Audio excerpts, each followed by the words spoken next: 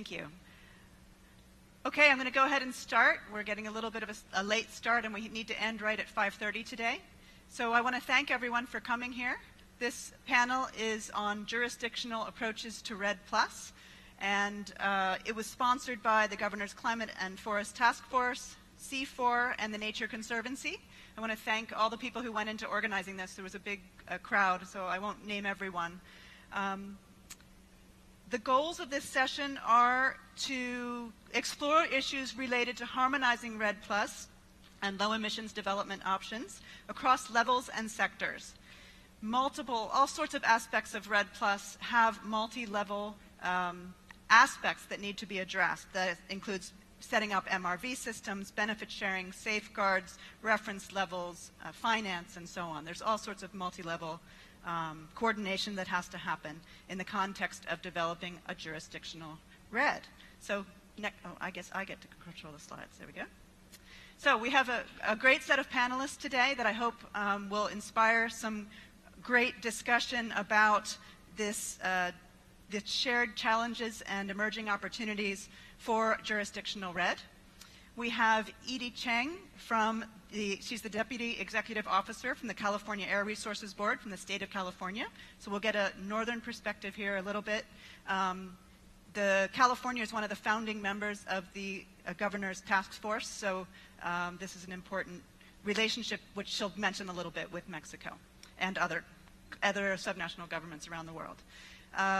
We also have Ana Carla Perea, who's the REDD+ focal point at CONAFOR in Mexico. So we'll have a national government perspective coming from Mexico. We have Ricardo Hernandez, the Undersecretary of Forest Development from the state of Chiapas in Mexico. We have Ana Euler she's the Executive Director of the Amapá Forestry Institute from Brazil, but here today she'll be representing all of the subnational governments, the states of Brazil that are organized around the GCF. Is that correct? GCF, okay. And finally, we have Anggela Michi, who is a forestry specialist and works with the Regional Environmental Authority here in Peru with the government of San Martin. So I'm Ann Larson. I work with CIFOR, and I'm going to give you a very, very short overview of some issues around jurisdictional REDD that has come out of, well, it's not even out of our research. It's just sort of some of the main issues here. So let's see. First of all, what is a jurisdiction? I just pulled this definition out of the dictionary, but sometimes we aren't exactly clear what we're talking about when we talk about jurisdictional REDD. Jurisdiction refers to the extent of authority, and it refers to the territory over which authority is exercised. So when we talk about jurisdictional REDD, we could be talking about a national jurisdiction, a subnational, provincial, state. We could be talking about a municipality. So when we talk about jurisdictional REDD, it's important to remember we're not necessarily talking about a particular jurisdiction, but actually one of many possibilities of jurisdictions. So we need to be clear what exactly it is we're talking about.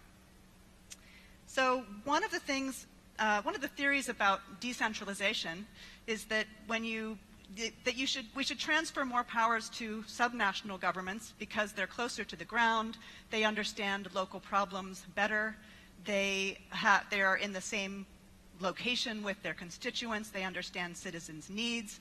And one of the things one could assume is that therefore issues like this balance between environment, development, agriculture, and the various sectors would in fact, being under the same roof, might work better together and coordinate better around a particular landscape or jurisdiction.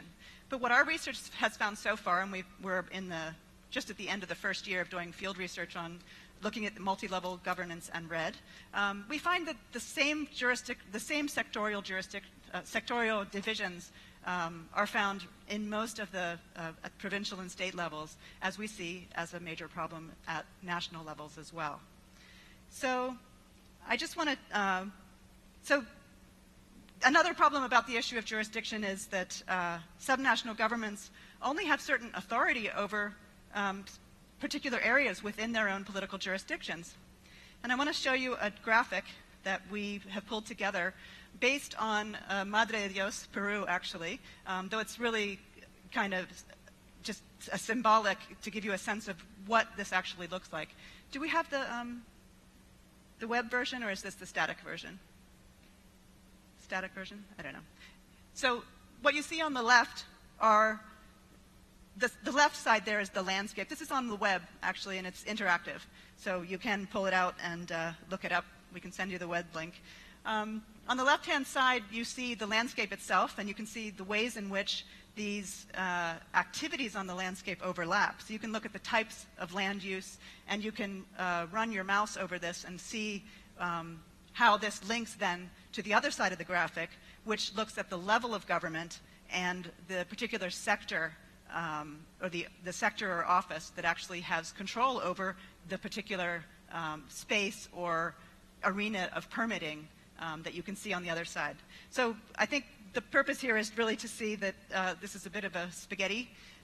It's very complicated, and again, that when we talk about managing anything in a jurisdiction, it's often not under control of just one authority, but actually many different authorities may be playing a role. So I'm going to move now to the panelists, and the way we've organized this is I'm going to ask them some questions. We're going to start out with a general question just so each one can tell us a little bit about their jurisdiction. So I'm going to start with Edie here from California. And what I'd like you to talk about is, what does a jurisdictional approach mean to in the state of California for you and California? And tell us a little bit about what you're doing regarding jurisdictional REDD in California. We'll just start with that for now. Thank you. On? Yes, there it goes. I want to thank you all for the opportunity to be here today. This is the first COP that I've attended, and just the excitement and seeing all these people that are here, and they're so dedicated to not just working, I think, in the forestry and landscape area, but also just sort of dedicated to looking for solutions for how we're going to move ahead globally on climate has been actually really exciting. Of course, I've only been here 2 days, so we'll see how I feel by the end of the week. We are a founding member of the GCF, and we're very proud to be a founding member of the GCF. In California, it's actually kind of interesting, and I'm going to talk a little bit generally about sort of what's happening in California generally, and a little bit about forestry and how that helps us build a foundation to think about what REDD could look like or how that might work with our programs. In California, slower. In California, traditionally, I'm getting this signal I have to talk much slower. In California, traditionally, we've had lots of smog problems, and we've focused a lot on transportation. So we have lots of programs so that cars and trucks are cleaner, and we've been very successful in pushing technologies. And we've seen those technologies spread throughout the world. And it's very sobering when you realize that when you look globally, transportation is a large source of the global climate problem, but that deforestation is even a larger source. And I think that really points out to us why it's important for us to look at this problem and see what we can do. That's part of the reason that we engaged in the GCF, and part of the reason that we continue to think about those issues now. In California, we've had a very, very busy year on climate and in the forestry space. We developed what we call a scoping plan. So it is basically our plan for how we're going to reduce emissions to meet our statewide goals. We updated our scoping plan in 2013. In 2014 is actually when we finished, and that includes a renewed commitment to looking at tropical deforestation and how that might fit into our programs, and doing that as part of the GCF. We've been participating in the GCF meetings, and my colleague Jason Gray, who attended the meeting in Rio Branco, came back and told us about all of the exciting work that's going on and the collaboration that's happening between the jurisdictions, the local communities, and the consumer goods industry, which I think is really an exciting development. You know that the chairman of the Air Resources Board, Mary Nichols, participated in the New York Climate Summit, and we endorsed the New York Declaration. And one of the other things that happened, which may not seem like it relates to this, but actually does, is we linked our cap and trade program with the jurisdiction of Quebec. Our programs linked beginning on January 1st, 2014, and we had our first joint auction of California and Quebec allowances just last month in November. This is a really important step forward for us in showing that we can do a linkage of our program with another subnational jurisdiction, and that it's a process that works. There's obviously things in state law that boxes we need to check to make sure, but it showed us that sort of there's a proof of concept we could make this work. In addition, we signed an MOU. The governor made a trip to Mexico and signed an MOU with Mexico that covers a variety of areas from climate to air quality. And we're in the process right now of working on a work plan to sort of tick through the specific things that we're going to work on. But forest is one of those areas, and we're looking forward to working with CONAFOR and with some of the states in Mexico as we look at implementing the MOU with Mexico. So I think I'm going to stop there because that's kind of the summary of what we've been doing. Great. Thank you, Edie. So, Ana Carla, sorry, I can speak in English. Please tell us a little bit about how you see jurisdictional REDD from the point of view of CONAFOR in Mexico.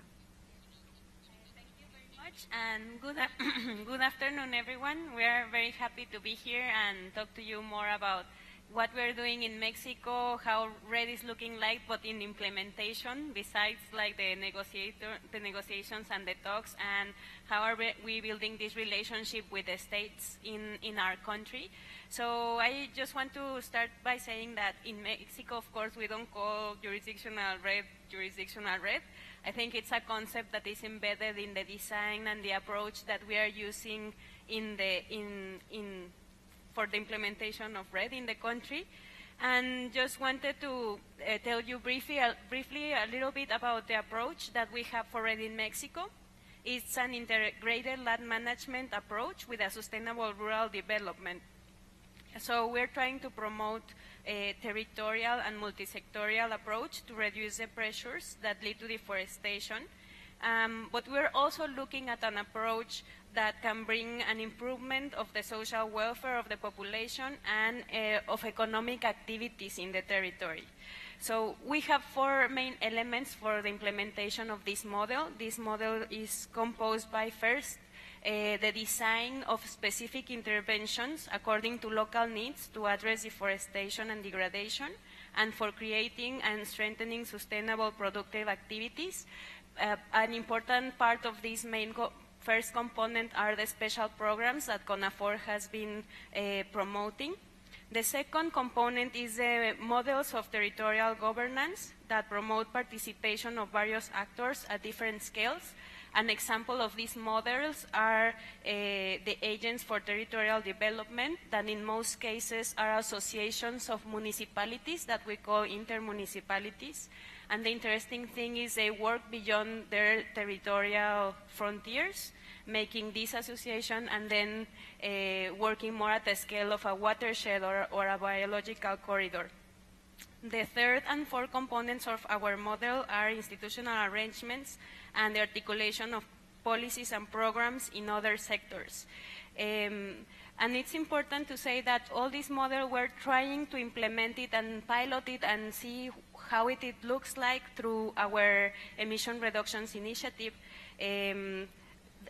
where activities are going to be defined at the community level, considering a territorial approach, depending on local necessities and on the different drivers of deforestation and degradation. These activities will be incorporated in a 5-year investment plan and include several communities and ejidos in a region inside one state.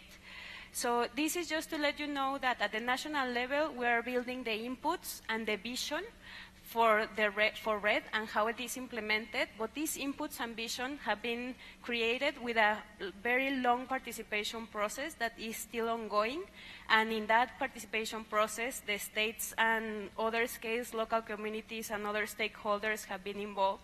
And I think that it's very interesting that we're trying to make this very flexible so that we give our states a working framework that is general enough, but specific enough to make it clear, but general enough so that when it is implemented at the state level, the states can bring their own inputs and whatever activities they do can reflect their realities.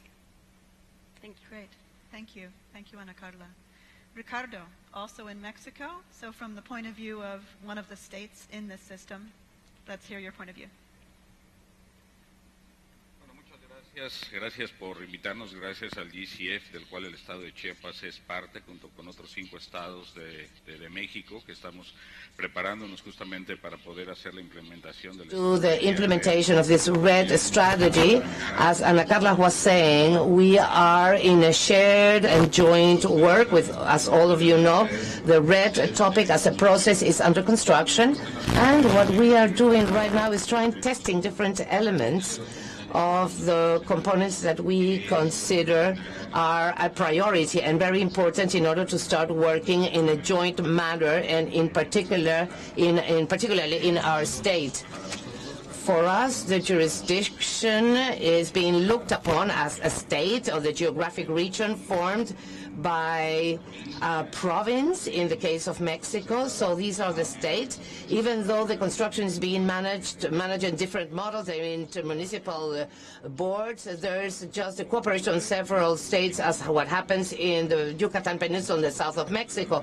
For us in Chiapas, we have several elements that we have to start building and strengthening, and we are definitely working along these lines. One is the construction of capabilities or capacities. We know that REDD is under construction, and of course we have to get prepared in order to take the better knowledge and the synergies that are being developed at the national level and at the level of the commitments that are being worked upon. So we are working on the strengthening of these capabilities. We're also reviewing the legal framework at the national level.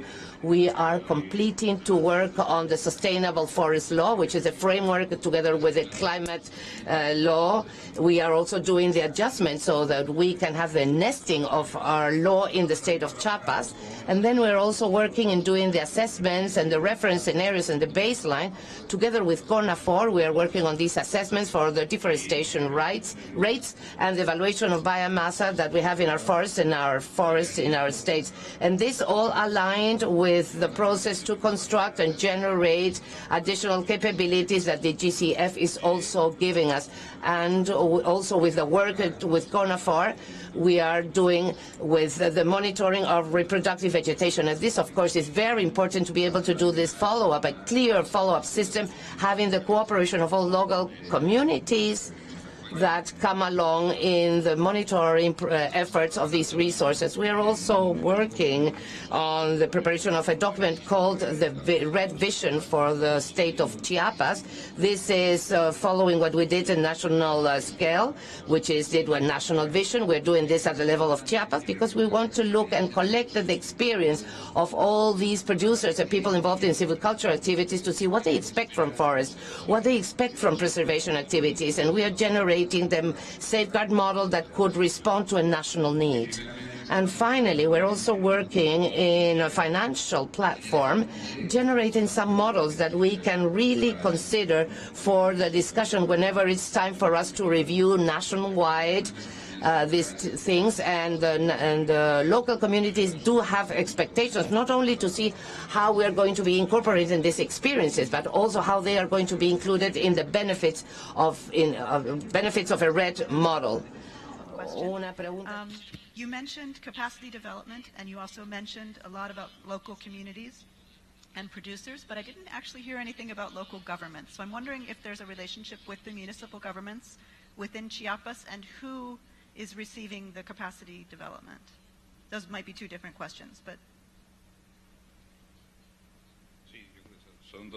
Yes, these are two questions. Well, it is important to say that the capacities that we are generating, we are doing this on the one hand at the side of the government for decision makers. We have generated within our program, within our law of climate change, we have the intersecretarial secretariat, and we have work groups, and one of these work groups specifically works with REDD and forest. This is where we are generating this global vision of the policy. But on the other hand, at the level of the academy, we're also generating some capacity building. We're working with institutions and universities so that the knowledge of the models that we are working with CONAFOR and with other research instances also be used within the follow-up models in our states. And we have a very close relationship with the governments that are participating in this GCF initiative. We have a project that we are having between Chiapas and Campeche, two of the first states that signed the adherence to the group of governors here. And now we're 5 states that are holding annual meetings to see how we can really generate some dynamic and the follow-up based on the knowledge that we have developed in the states of Chiapas and Campeche. So let's move on to Ana. Ana, can you tell us a little bit about what jurisdictional REDD means for the states of Brazil that you're here representing today? Thank you. Good afternoon to everyone. First of all, I would like to thanks for the opportunity to be here.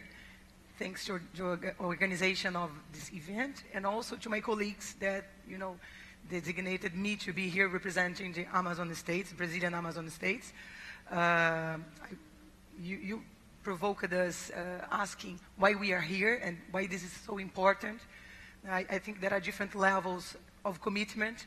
I think there is a political commitment of our governments in different levels, but in general, we have political commitment. We have the civil servant commitments, all of us that are here today attending not only this COP, but several COPs.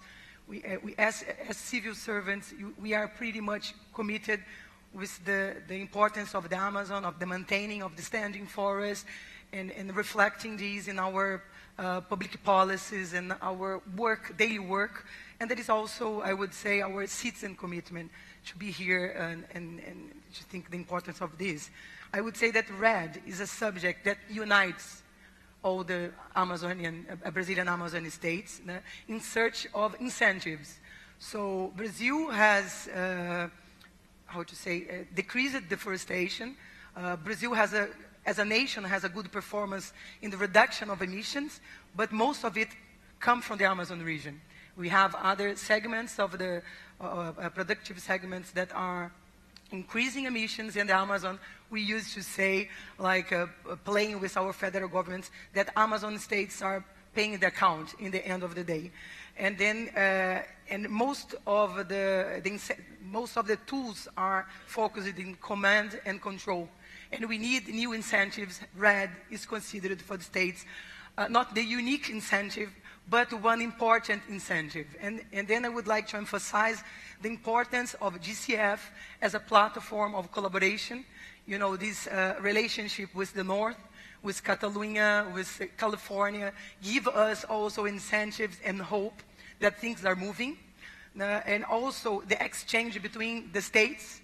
Some states are more advanced. Some states have already legislation, designed projects, and they are already carrying on their strategies. Other states are still with the program design, but have not implemented yet, and some of the states are still designing their programs.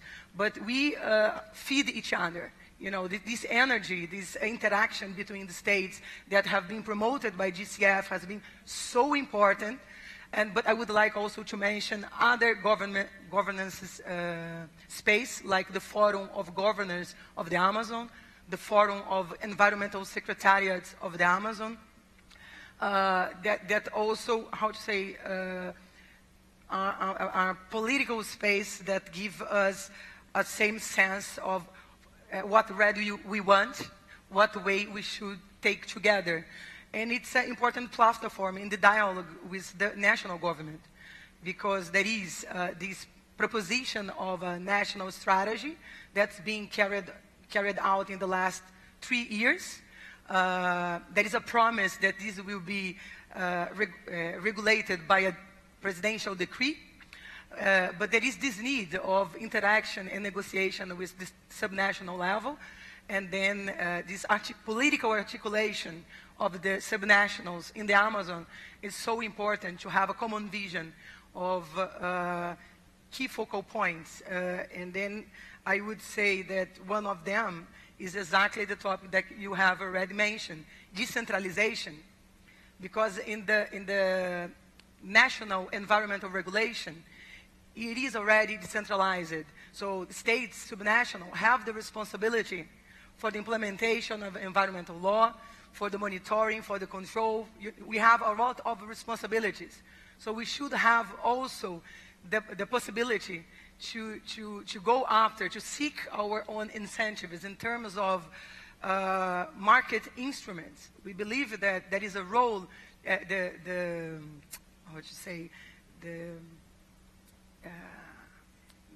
voluntary market has a very important, the private sector has a very important role to play.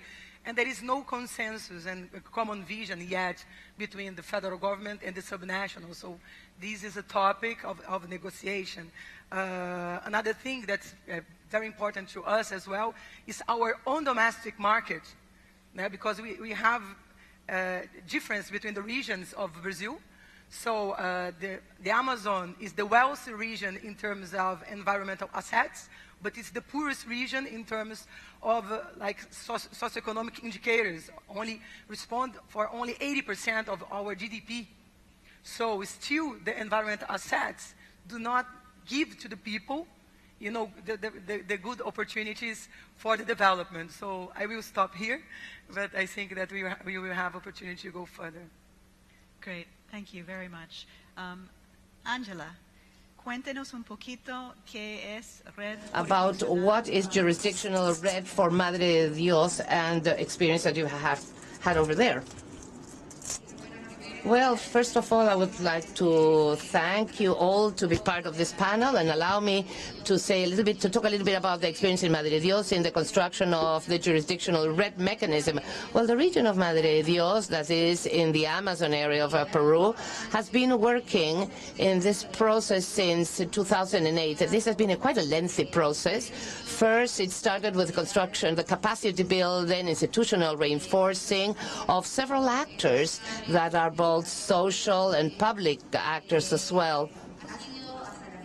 To date, we have had a number of training sessions with the support of private institutions, some NGOs that have also participated in this process, and we have been able to build a jurisdictional REDD program for our region because we have already prepared a number of studies that are going to be used as baselines, and now we have forestation baselines for covering the years 2000, 2004, 2008 to 2011. We also have a map of forest carbon stock, and then we have also built some safeguards for the region of Madre de Dios. And we have also done a number of institutional arrangements and political arrangements with the regional government of Madre de Dios. All these achievements have helped us to have a jurisdictional REDD program, and all these efforts have been fostered through this REDD table formed by different public and private actors. This has been like sort of a technical group that has promoted the restructuring of this regional government of Madre de Dios, which is the main public role player that has to promote this mechanism in the region. And it has to do it like something helping us to generate an alternative for sustainable economic development for the region in order that we can fund some productive actions that may be friendly with the environment. Madre de Dios has just changed a couple of months ago with the creation of the Environmental and Forest Authority, which is a new way of government and a new way of public management that would allow us to have a more integrated focus, a more ecosystematic scope, and it will help the management of this state, as it is called in other countries, be improved, and so that we can diminish the problems related to social conflicts for the use of land tenure. As you must have heard, we have problems with illegal mining, illegal logging, and other factors that are affecting strongly our region, and that have caused a real big disorder in our region. So the government now is realizing that there are lots of changes have to be done in the structure of this so that we can achieve improvements. So the process for Madre de Dios, and I'm talking on behalf of the regional government of Madre de Dios, has been a very lengthy process again, and we really have to incentivize more people to join us in the process, because the government could do lots of things, but we need the participation of several stakeholders. Madre de Dios is not like the Madre de Dios we had back in 2006 or 2008 or 2009, but now throughout these years we have been changing our structure. We have new environmental management instruments that will allow us to be a government that will be able to implement any type of mechanism, not only REDD but other ecosystematic models that the region will have. We have the region environmental policy and other instruments that will allow the region to build up a better REDD mechanism and its full implementation. Thank you, Anggela. I would also like to ask you about the new structure that you mentioned. Why the new structure can Sí, bueno, sucede que en todo el país, en todos los gobiernos. In all the regional governments of our country, well, at the present time, the roles that they have been doing environmental issues is very dispersed. There's some managements, isolated managements, that have not received the task properly because the regional government is still under a decentralization process, and the roles are only being given by the central government to the regional governments, and this is underway. There's this process of transfer of duties, and this has caused that the regional governments realize, given the problems that they have at the level of the regions, that it is time that they need to change the institutional structure that they have. So, Madre de Dios, with this new proposal of a regional environmental authority and forest authority, has a new supervisory scope, to call it in a way. Now we're talking about climate change, ecosystematic services. So this is part of their own role. It is not that we felt that it was the institution that had to be looking into these issues and that somebody could say and go into a subnational government and say that's the institution that should be responsible of doing that. That was not contained in a document in the past. Now, with the new proposal, with the new Environmental and Forest Authority, they have this as their own duty. This is one of the services that these regional governments have to provide to the community, and that this was allowed to decrease the overexploitation of this pressure that the forests have at the present time in the Amazon area. Thank you very much.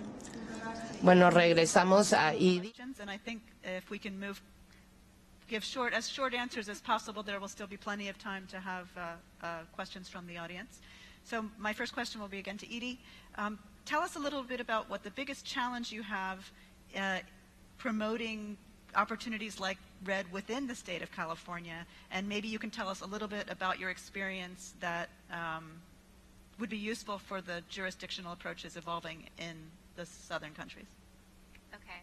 So I think that in California, the main sort of structure that we've looked at REDD and tropical deforestation programs is as part of the cap-and-trade program.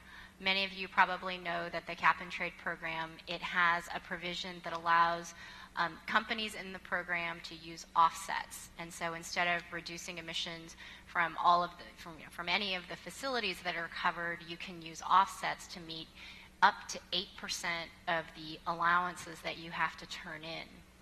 The regulation has a placeholder that says we might look at international sector-based reductions to cover some of those offsets. It's only a portion of the offsets. I think it starts at 2% and grows to 4%. So out of the 8, a quarter to a half could be covered with international sector-based offsets. REDD is sort of the obvious. It's probably the only one that's really being developed now. For us in California, I think one of the big challenges is offsets were and continue to be a controversial part of the program. And so, we are under a lot of pressure. We're running a market-based program, and we want to make sure that the reductions that are being used in the program are very, very solid, that they're robust, that there's good monitoring, reporting, and verification, and that there's an enforcement mechanism if those reductions either don't happen, we think they happened and they didn't, or somehow they are reversed in some way. The things that we're doing in California to address some of these, some of it is actually just implementing our domestic. We have a forestry protocol right now, and it allows projects that are within the United States to generate credits. We've issued 6 million credits from that forestry protocol, and of that, about 2.7 million have been issued out of California forests. I think that the experience, and the other thing that we're doing is we've expanded the technical basis. We're making a proposal to our board next week so that we could expand that protocol to cover certain portions of Alaska as well. So we've gotten some experience with what kinds of additional information we need to add areas. But I think it's been really important for us because all of the issues that we're going to face when we think about REDD are issues that we've had to think about when we implement the domestic forestry program. So what is proper monitoring, reporting, and verification?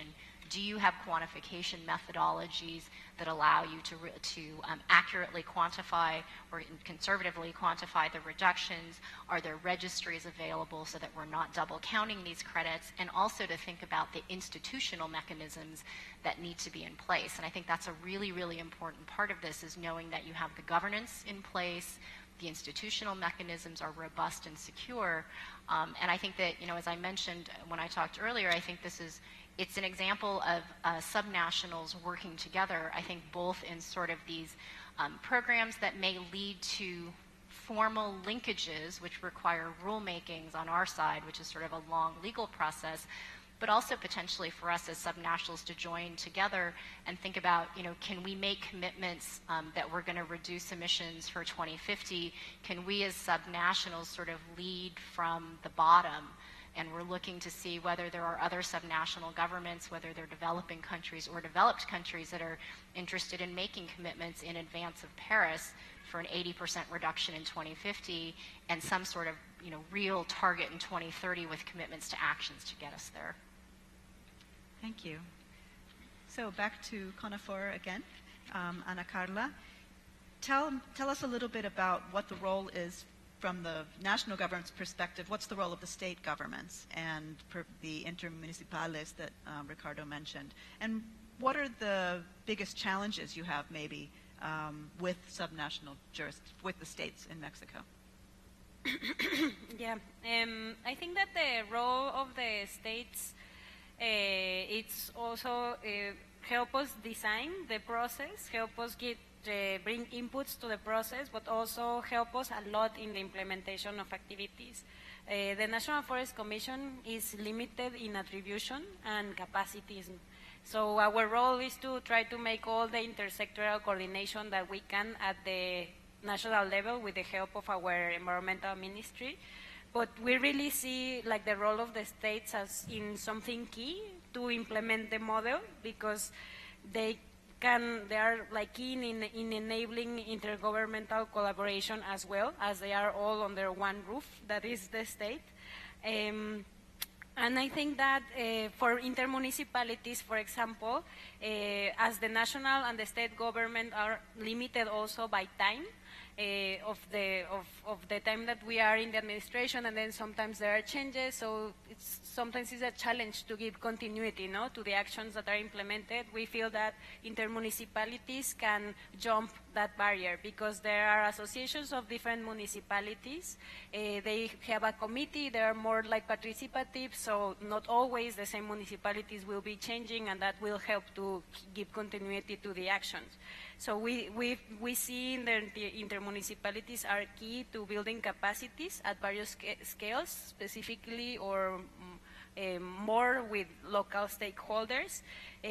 We think that they could help us also to strengthen mechanisms of trust, transparency, and leadership within the communities and in the regions, and that they are also a key stakeholder to align the activities in the territory, different subsidies from different institutions, and also not only in the environmental sector or the agricultural sector, but other sectors that are relevant for the implementation of REDD. And for the challenges, I think that The timing and aligning of the process is a big challenge, no? Because the national government has taken its time to develop all the necessary inputs that we need in the all main components for REDD, no? So building the strategy, it was a participative process and it has taken us 4 years. And it's hard to manage expectations when you're taking so long in the design of the process, and while the states are ready and they want to move forward, they're excited, they want to advance, and sometimes they are faster than the federal government, no? So it's a challenge to align that, not to lose excitement, and also manage the expectations. Another challenge that we see is that we have now 5 states that are the pilots. We call them REDD early action areas. Chiapas is one of them, as Ricardo was saying, and I think that a big challenge is how we scale up all these experiences that the state governments are also helping us develop and how to scale up that at the national level, no? In a country as big as Mexico, that can be quite a challenge. And I think that also now that we're been working together, as we have said, we are trying to provide all the necessary inputs, and an example of that is now that the REDD strategy is ready for consultation, we are developing guidelines for the states with a general framework and topics and key elements that they should consider in building their state REDD strategies. So that the process is aligned, but still they can decide the specific activities and their action lines and how will they monitor. And so, as I said, it's something that is supposed to be flexible, but keeping the alignment with the national process. Thank you. Thank you. So now I'm going to ask the 3 subnational governments present, representatives of governments present. In your relationships with the national government, what are your biggest challenges? And maybe you can name one thing you would really like the central government in each country to do differently. So starting with Ricardo, please. Ya lo mencionaba Ana Carla, uno de los grandes retos es tratar de mover toda una dinámica de un país tan grande, tan diverso, tan heterogéneo, cultural, étnicamente y biológicamente también. Biologically different country as ours, to the rhythm that at which we want to manage our states. Many times we have promoted and pushed forward some decision-making processes, knowing that the commitment is a national one, and in a way we are somewhat constrained to promote the projects that we want to do at the level of our state. So the big challenge would be here is quite ample. Internationally speaking, REDD is moving forward, not at the pace that we would like. This is a big discussion that we had in this COP, is how to move REDD forward. Unfortunately, it did not move forward as we would have wanted, and this we have seen in the reports that have been produced. But at the level of the countries, we're also getting prepared. As Ana Carla was saying, it's not just one project. This is a model of planning where, regardless of whether the negotiation moves forward or not, at the level of states, at the national level, we can move forward in the decision-taking about the planning and the modeling of the management of territories in our countries. Thank you. So going beyond what I have already mentioned, so we have this national strategy that we are trying to influence with these three key points, decentralization of not only of decision, but the design of the payment system, also the fundraise system, because today we have the Amazon Fund that the federal government centralized the fundraise to capture to the Amazon Fund, and we as states we have to apply projects along with NGOs and other organizations to assess these funds. So like part of the national governments have this role, as well as also the subnationals. So the decentralization in another design for the operational system for payment or voluntary transfer, and maybe considering a public-private system that can give us more agility in the more efficiency, improving the speed and transparency in the implementation. because if it doesn't matter just to have funds. We have to have funds and to be able to execute the funds, like and especially giving privilege to the ones that are in the field, for the forest dwellers, for the producers that are keeping the forest stands and that they need quick incentives. You know, the time frame should be shortened. Again, the issue of our domestic emission market, we have a clear regulation for that, and putting the Amazon region as a target for investment and transfer compensation. So, like, we have the energy system, we have different sectors, sorry, not systems, sectors that are increasing emissions. So, and we are, like, still committed with reducing deforestation. So these incentives for reducing deforestation should also feed, like, forestry sector in order to have a more sustainable sources of investment in the forestry sector. To give value of the forest is a key issue that REDD should address. Not only compensation for the environmental surface per se, but the maintenance of a productive forest, productive forestry.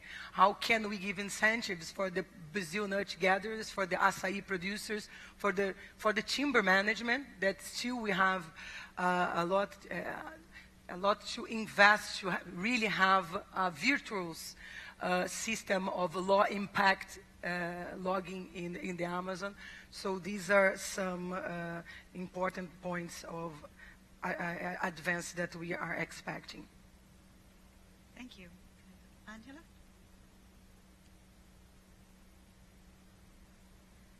Sí, bueno, quisiera más bien comentar que, recalcando lo que mencioné anteriormente. What I said earlier regarding decentralization. Currently, all regional governments up to date are still in the process of getting some jurisdiction on different topics. And one of the weaknesses in my country was the budget allocation. In my region, a particular case of Madre de Dios, the whole process in order to achieve the results that we have, in order to have a jurisdictional REDD, the whole thing has been the result of the joint effort of key stakeholders, both public and private, that have put into that a great effort, the effort of individuals as well, that have been there in order to reach a round, robust proposal that we have now in Madre de Dios. The coordination process that we have at this moment with the federal level, with the central government, is being somehow hindered because it's been not a long time doing that. There are two other regions that have gone farther in their carbon deforestation baseline, Madre de Dios and the region of San Martin, and the central government is about to conclude its studies as a country, national surveys, but we still have to do the whole alignment exercise, alignment regarding the right moment in time when we can really feed the national process with the regional data, because the process is now preparing these important documents, the Climate Change and Forest National Strategy. There are other funds that are being under-designed, funds that will help funding the different regional strategies, the different REDD strategies and climate change strategies. And what we are expecting is that sometime it will be the right moment for this pending issue to be completed, because last year in September the Amazon regions drafted a roadmap for REDD together with the national central government, and one of the tasks is precisely alignment.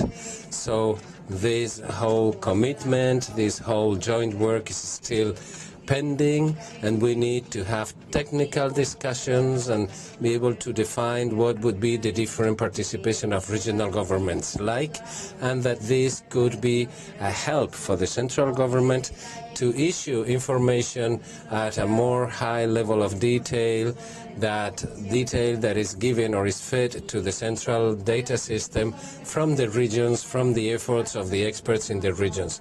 These two regions, San Martín and Madre de Dios, have gone far with the REDD project, but this is not the only part of our work. There is a lot of work that is pending for conversations and debates with the national government. It is not late.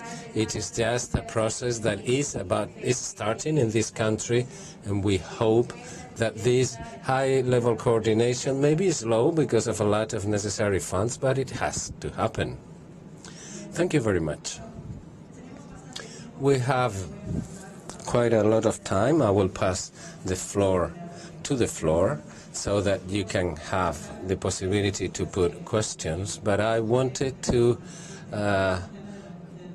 talk about three topics. One is the domestic markets, y voy a cambiar al inglés. El tema del mercado nacional, que me parece que hay dos países que lo han comentado, Brasil y los Estados Unidos. I don't remember exactly who all mentioned it now. My paper's a mess.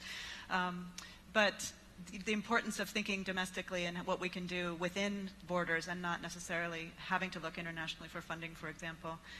The second is the issue of continuity, which was brought up, I think, in one of the first panels I heard, is what do you do with the constant change of governments all the time, and how do we get past those always having to relearn things or make new decisions and agreements? And the intermunicipales was mentioned as one of the ways that may happen in the Mexico example.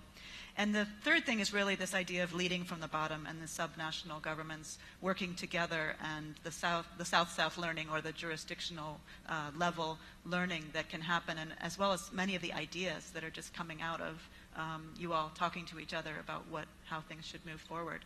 So I'm going to stop there. I'm going to leave the panelists with one question to come back to close with, so to give them some time to think about it. That question is, we all know that one of the biggest problems for moving any of this forward is finance. It's been a topic throughout the week at the COP and here this weekend. So I'm just going to leave this, if you have all the money in the world tomorrow, everything you needed, starting tomorrow, what is the first thing you would invest that in? So we'll come back to that at the very end. The last 5 minutes, you can each have 1 minute to give us your thoughts on how you would spend that. And I will stand up now and take questions from the audience.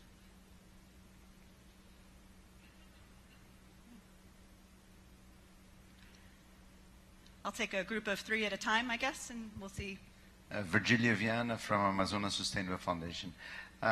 It's interesting to see how over time GCF and the state-level jurisdictions evolve, and I think it's very good to see that there is progress. However, I see still the big challenge, which is the countries which have forests and the states which have forests being able to provide more than there is demand. So my question was directed to the representative of California. If you could give us more precise numbers on an optimistic scenario and on a pessimistic scenario of what the demand is likely to be from the U.S., not only California, but also other states or other initiatives that you are aware of. Because I think that is very important to see how this can match the demand. And maybe the same question could be turned around to Mexico, Brazil, and to what is the level of supply that you envision, and how these two come together, supply and demand. Thank you, Virgilia. I saw a hand over here. Is there a hand up over here for a question? There's others there in the back. Nobody? Antonio Jiménez, periodista de Brasil. Quería hacer una pregunta, aprovechando para Ana, de Brasil. El estado del Amazonas ha conseguido disminuir en 20% la deforestación de este año en relación al año pasado. Y hay un proyecto de que eso se puede llegar a 25 a 30%. ¿Y cómo conseguir más plata para las inversiones en los proyectos de combate a la deforestación.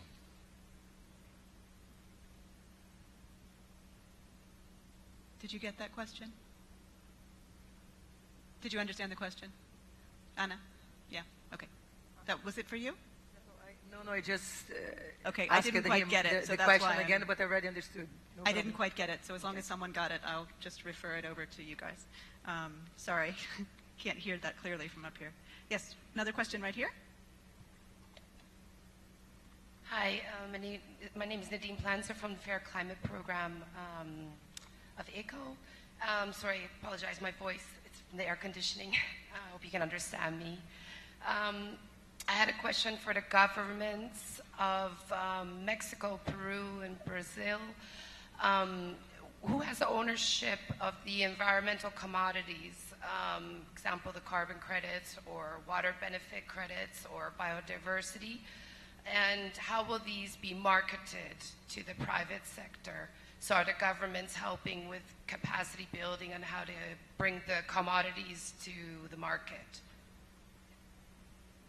Okay, should we stop there for the moment? I don't see any other hands. So, in any order, we have the question from Virgilio for Edie. We have the journalist's question that I missed a bit, so I'll let someone else take that, and the one to all of the governments about who owns the ecosystem services, I guess. So who would like to start? I can start with the credit question. I was actually sitting up here trying to do math because I actually don't remember off the top of my head how many offset credits we allow in our program from here to 2020.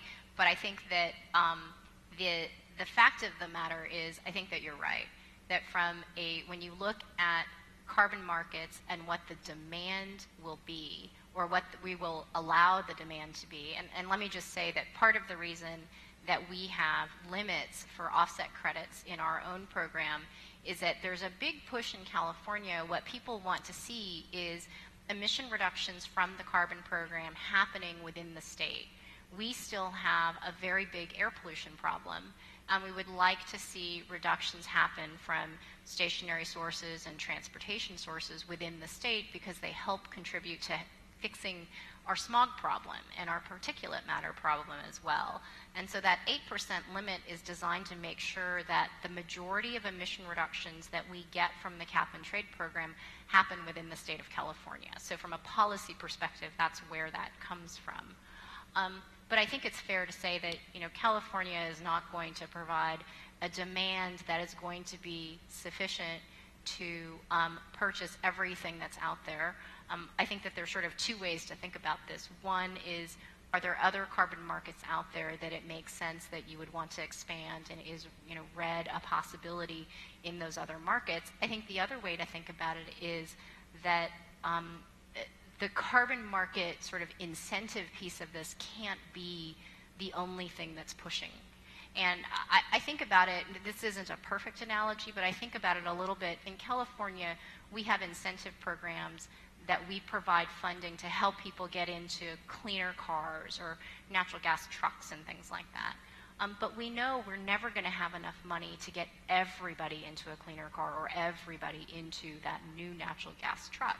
And you have to think about how you use that incentive money, that money that's coming in, to leverage, we've talked about some of these things, make the business case, leverage the private financing. And I think that it's a very similar question about, where do you get money to do all of these projects? I think that, the carbon markets are one piece of it, but they're not going to solve the whole problem.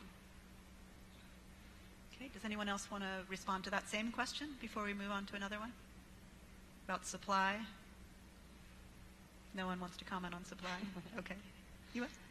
No. Really not supply, but I think that it's just important. For example, in Mexico, we have a target of reducing 30% of emissions by 2020 for all sectors, right? So a huge part of what we need to reduce is going to our own national compliance, and some other things could go to other places, or to get the incentives that we need. But we are conducting studies right now, trying to understand better what the potential is both for reducing emissions, but also for our own internal voluntary market or other schemes that really allow us to change the incentives. Thank you. Anna? Hello. In the preparation for this COP, we had a meeting in Brasilia, and I found very interesting a declaration of a diplomat that said that climate change is not an environmental issue. Climate change now is a development issue. So where are the funds? And already answering the colleague there, of course the funds cannot be only targeted in green funds. Of course, we have a couple like Amazon Fund, the Green Climate Fund, and the voluntary market, the very important role of not only of the governments, but of the private sector, and the private sector assuming commitments, and the private sector that pushes the economic development. Energy as a key sector, construction. So we have to have a broader view of from where the fund should come from. And then try to influence from now on also these sectors. I think that's the key issue. Of course, for the Amazon states now, we are pretty much focusing in the Amazon Fund, and we are focusing also, and I think Amazonas state is very successful in the private sector, with attracting investments from the private sector to finance the REDD strategy. So that's one of the points as well. But again, I would come back to our domestic market. If Brazil is investing in the, how to say, brown, not very green, but brown energy because of specific reasons, so this sector should pay the account for maintaining reduced deforestation or low levels of deforestation year by year, and the target of reaching the 80% reduction up to 2020. That's my opinion. Thank you, and I hope somebody tweeted that, because climate change is not an environmental issue, it's a development issue. I think that might be just the right number of characters. No, I don't tweet. I have no idea. Okay, would you like to also go on to the other question about, I believe it was about Amazonas? In terms of what for the Brazilian Amazon states, what is, if we had all the money, what would be our priorities? You're 10 minutes early, but okay. Okay, because we discussed these, and we have already an instrument, a very important instrument in place that's regulated by law, by the national government, that are the plans for prevention and control of deforestation.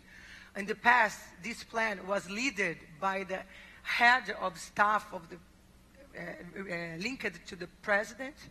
Now it was relocated in the Ministry of Environment, what we think that lost a little bit of the power, as not a centralized and very important policy to be pushed in the states. But if we had enough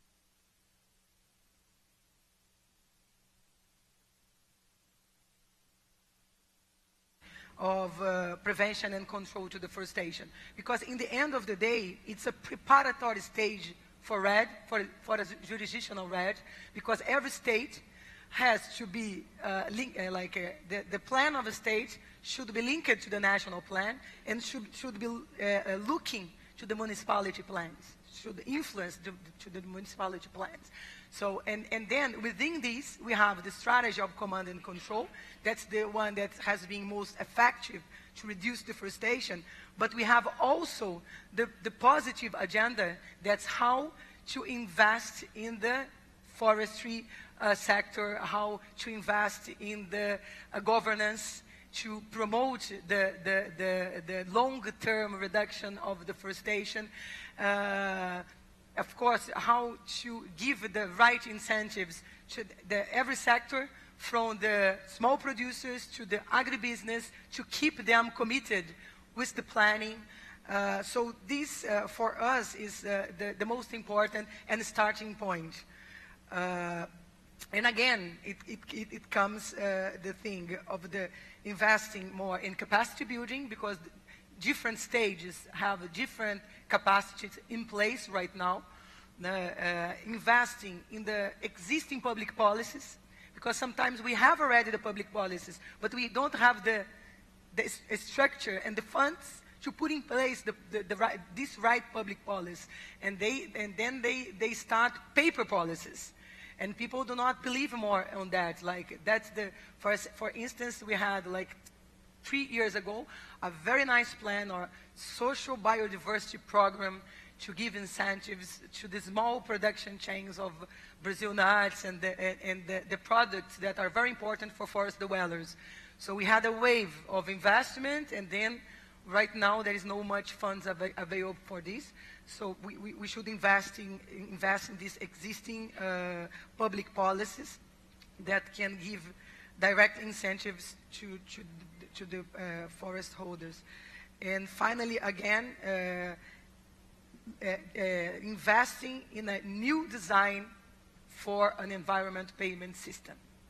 That's something that's crucial for us, because it's a little bit frustrating. We have a €1 billion commitment from the Norway, and we have a very slow capacity to deliver results from that.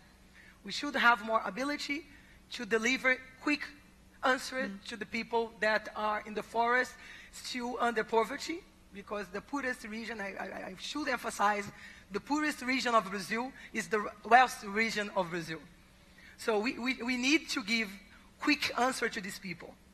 We need to really speed up social development in the Amazon. How we are going to do it?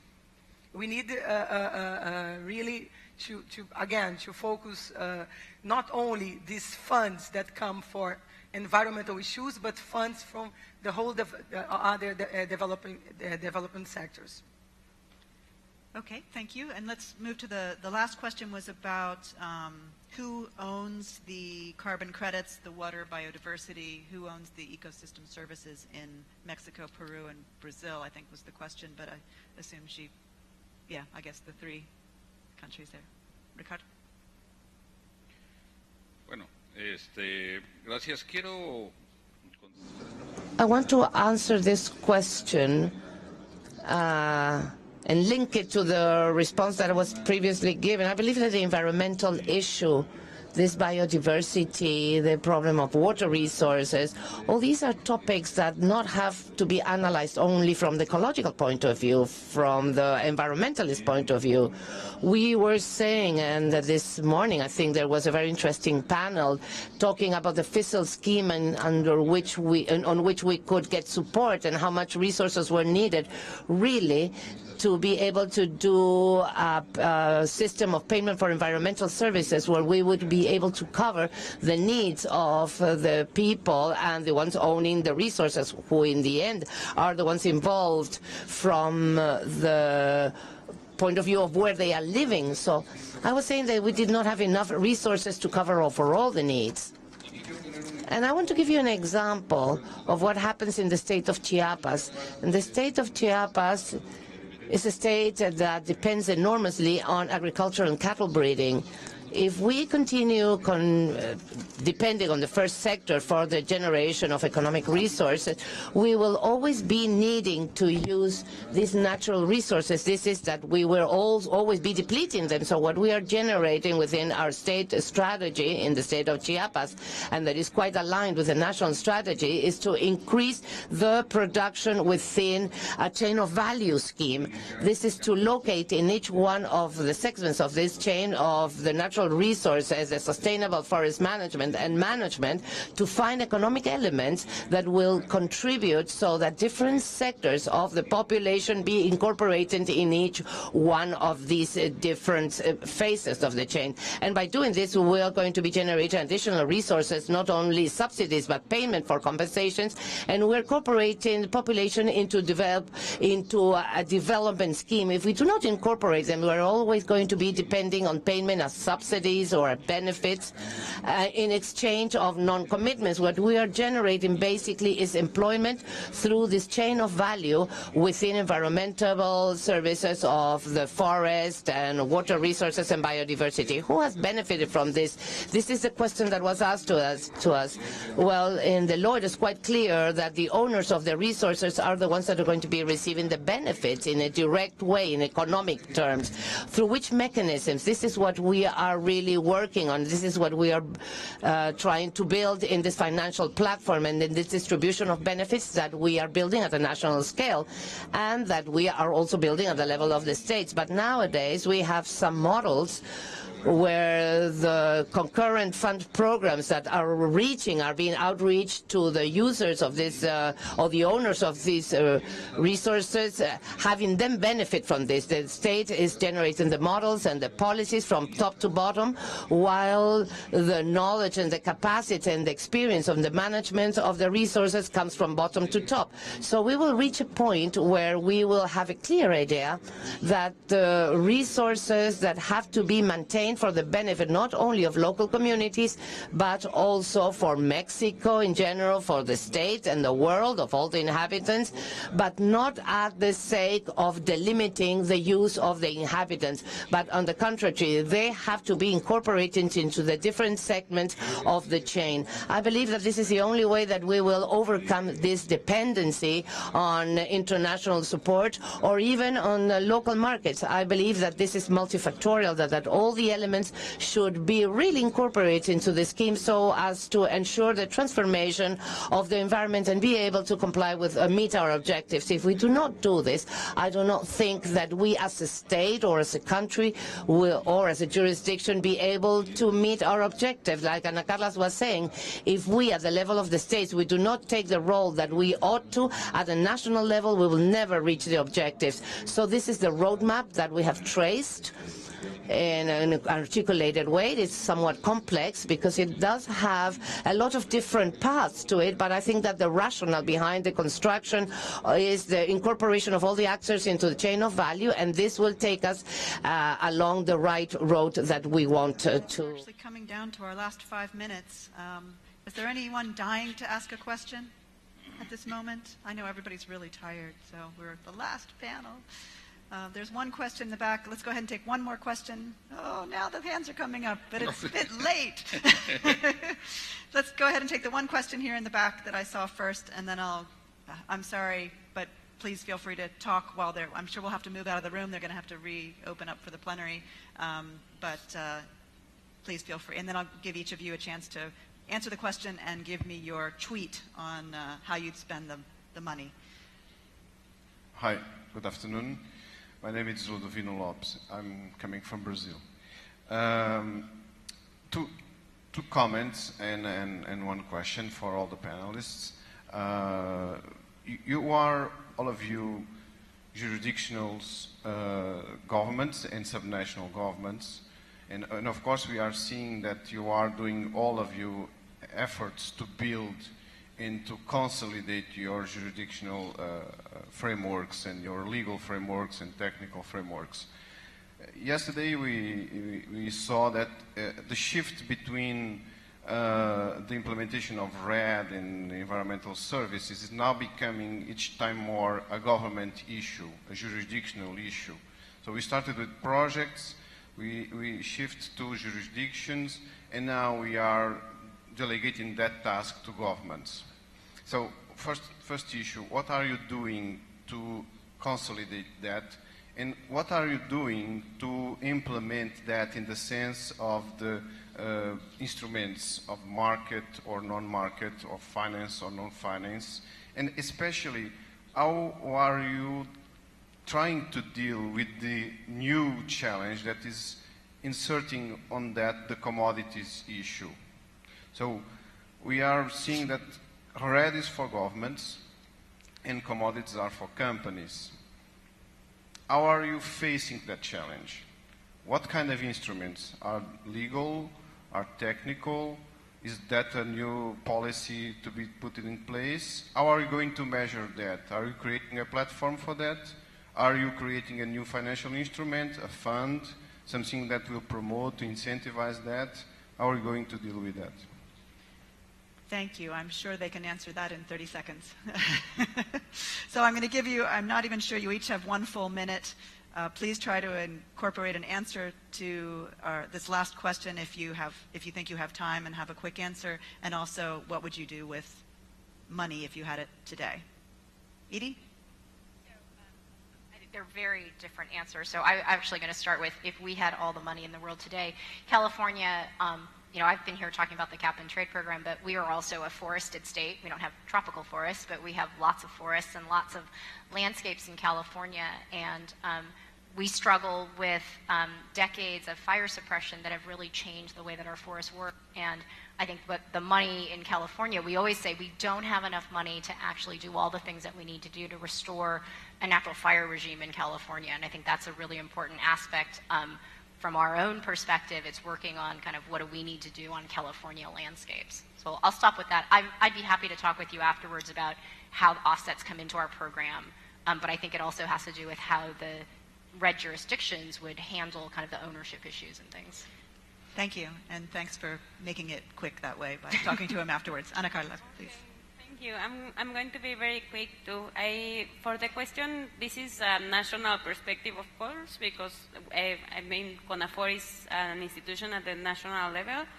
But what we have in place so far is a whole system about climate change. So every sector has to be part of that system. And in that system, we have created a fund, the Climate Change Fund, and also all the climate change law, which specifies very clearly that we could have a market, what incentives can be used, and all the other parts like a registry and everything that needs to come in place as part of the whole system of climate change. And for the question, I think that we're in a place where Mexico has worked very hard as a country, and when I say as a country, with all our states and non-stakeholders, to have the enabling conditions that we needed in order to be able to implement. So we have developed the conceptual model, we have the approach, we have a lot of advances in the 4 elements that we need from the UNFCCC. We are presenting the reference level, the monitoring system, the conceptual model of the safeguards information system. So we have created a lot of capacities, and we've been working to create capacities and participative platforms, but the moment now is coming where we really need to transit from the readiness phase to the implementation phase. And I think in my personal capacity, if I have all the money and the power of decision to decide what to do with that money, it would go to pilot the hypothesis that this model is really going to reduce emissions. I would implement the emission reduction initiative, working with the communities as we have planned for it, and I'm hoping that all these lessons learned in these 5 states could be rapidly scaled up at the national level. Thank you. Ricardo. Gracias. Es una pregunta. This is a complex question to answer, and I think that this could be answered at several levels. But I wanted to quickly share with you what we're doing in the Chiapas state. There is a financial platform which is linked to the national financial platform in order to be able to see how profit is distributed regarding the question that was just asked. And if we had all the money in the world, I would start by saying that I would invite the people of the IPCC to really make the right decisions at the right time. Muchas gracias, Ricardo. That we need to stop right now. So if you can say it in 10 seconds, each of you. We did already hear a bit from Ana about how you would spend the money, I think. So yeah, definitely. So Anggela, how would you spend the money? 10 seconds. Sí. Bueno, en el caso de nosotros. In the case of us, for Peru, At present time, we are only started this year elaborating a number of documents. We have the framework law for climate change and retribution law for ecosystem services that is putting into place the way and how the benefits are going to be distributed, generated by this REDD initiative. So and the legal framework is only now being prepared and built, and Madre de Dios, what we have done in Madre de Dios is to have early REDD initiatives that are looking into having friendly initiatives that could be inserted into the national process. So this law is still new to us. We are only in the process of learning what is the correct way, or who who has to take the benefits for this forest services. In theory, it should correspond to the regional governments, that everything that falls in their jurisdiction should fall into that line. But in the natural protected areas in our country, we see that there is another responsible entity, which is CERNAMP. So we're still in the process. Okay, we have to finish. We have to leave. So, well, we can close with this. Well, quiero agradecerles. Thank you again to all of our panelists from various countries and the sponsors, TNC, GCF Task Force with CIFOR on this panel. Thank you very much. Sure.